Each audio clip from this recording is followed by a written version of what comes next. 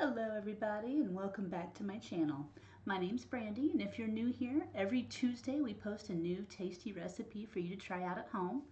Our concept is to create recipes that are easy to fix, have minimal ingredients, minimal prep time, and minimal equipment needed. We live in an Airbnb full time and we travel around, so we never know what tools we're going to have available. So we try to create things in a way that'll be easy for even the most beginner cook to be able to prepare these items. Today's featured item is a vegan chocolate tart. Now, what's special about this vegan chocolate tart is not only is it ideal for your vegan or vegetarians out there, it's also ideal for anyone who suffers from any of the 8 major food allergies. This recipe can absolutely be made completely allergen free. The only modification that you would need to make from the recipe I'm showing you today is the crust itself. This is a quick prep item. You can do it in 15-20 minutes of prep time, and it's going to refrigerate and cool and be ready for you to eat within 4 hours. So stay tuned for our recipe for a vegan chocolate tart. Okay, so today I'm going to show you how to make the perfect vegan dessert. This dessert not only is delicious, it's vegan, and depending on the type of crust you use, it can also be completely allergen safe, meaning no gluten, no soy, no dairy, nothing that would create an allergic reaction in most people. Now, normally, in order to make this pie, I would take Biscoff biscuits, process them through a processor, and take some vegan butter and make my own crust. However, we don't have a food processor in this Airbnb, nor do I have a rolling pin, so we opted to go ahead and get a pre-made graham cracker crust. Now, this is not a gluten-free crust. If you have a gluten sensitivity, you can easily sub this out for either a pre-made gluten-free crust, or you can grab some gluten-free cookies, process them through your food processor, add some vegan butter to it, and you're good to go. The recipe card is going to be at the end of this video in case you want to know your ratios so that you can do it the right way. Now, this particular recipe is also a very simple recipe. It's only got a total of 4 ingredients, 5 if you're home making your crust. You've got your crust, you've got coconut cream. Now, it's very important that you buy coconut cream and not coconut milk. If you buy coconut milk by mistake, your pie's not going to set up right. And if you do not like coconut, or if you have a sensitivity to coconut, you can also use soya cream. That will work as well, as long as you don't have a soy sensitivity. You're going to want to use about 10 ounces of this. We've got these Enjoy Life rice milk morsels. These are milk chocolate tasting, and as far as the allergen safe chocolate chips go, these are the best I've tried. They taste like chocolate, they feel like chocolate, they have the proper ratio to make them as close to real chocolate as you can get. Now, you're going to use this entire bag. I'm going to use about 9 ounces of these, and then you're going to have vanilla extract.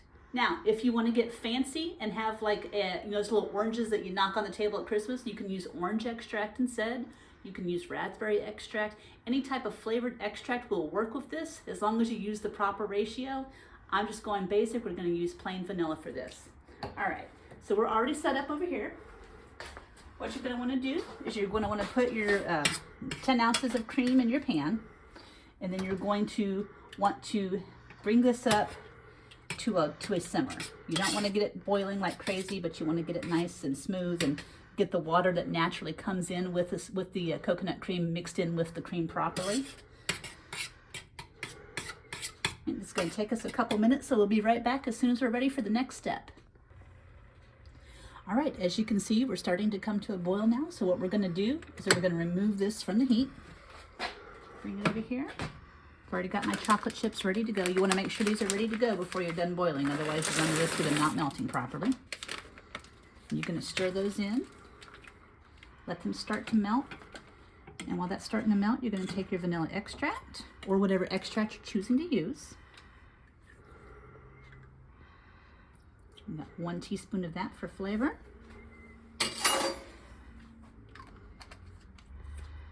And then you're just going to stir until your chocolate chips are fully melted and well incorporated.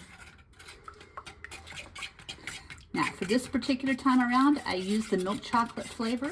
You can also use semi-sweet, and you can even use dark chocolate if you want a richer taste.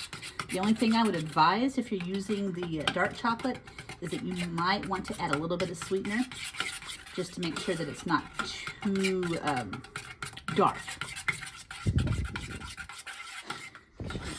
take very long. The greatest thing about this is, particularly if you're using a pre-made crust and you're not having to make the crust, this is a very quick make dessert.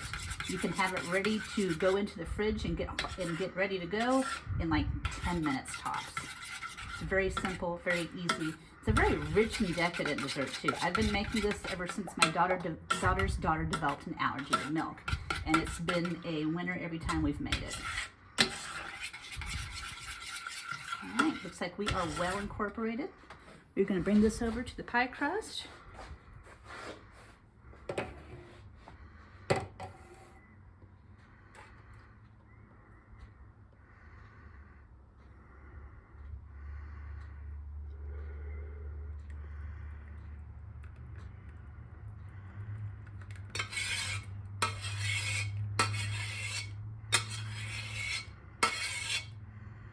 Right.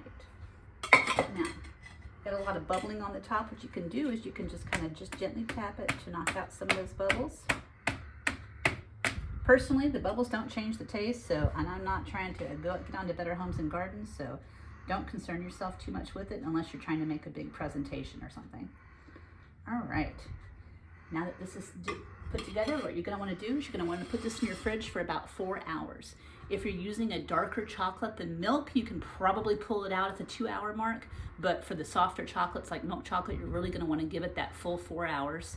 And we will come back to you in 4 hours and you'll see the finished product. So here you have it. This is our completed chocolate tart. As you can see, it's nice and well set. There's no jiggle or wiggle in it. Now, when it comes to serving, you have a couple of different options. If you made the crust homemade, you use the food processor method to crumble up your cookies for the topping. You can sprinkle a little bit of the excess on top of this.